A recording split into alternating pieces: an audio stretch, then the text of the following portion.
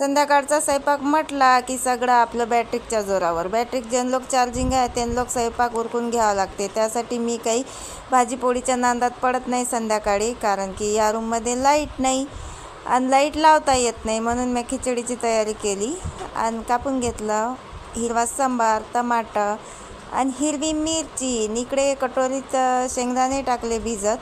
शेंगदाणे भिजत याच्यासाठी टाकले कारण की ते मस्त शिजतात मग खिचडीत. आणि खिचडीत मला आलू लय जास्त आवडते म्हणून भला मोठा आलू कापून घेतला मी आणि गंज ठेवला गॅसवर. आता करायची खिचडीची तयारी. मस्त गंजात टाकलं तेल, हिरवी मिरची आणि जिरं टाकायचं होतं मला, तर जिरं बी टाकून घेतलं. एकदम मस्त स्वाद येते जिऱ्यानं खिचडीले. आणि मस्त फिरून घेतलं आणि त्याच्यात टाकला टमाटा बी मस्त फिरून घेतला. आणि टमाटो व्हायसाठी टाकायला लागणार आहे हळद आणि मीठ. म्हणजे हळदनं होत नाही टमाटा, मिठानंच होते, तर मग टाकून घेतो मीठ.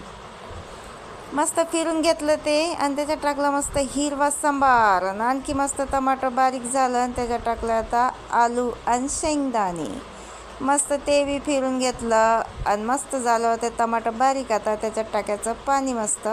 आणि पाणी न टमाटर हे सगळं एक जीव करायचं आणि मस्त उकळी येऊ द्यायची. त्यात उकळी यायला मी तांदूळ धुवून घेतले, पण तांदूळ धुतले तरी उकळी काही आली नव्हती अजूनही खिचडीले आपल्या. तर मग थांबली थोडीशी उकळी यायला, कारण उकळी आल्यावर त्याच्यात तांदूळ टाकून घेतले. चला तर मग भेटूया पुढच्या ब्लॉगमध्ये. बाय.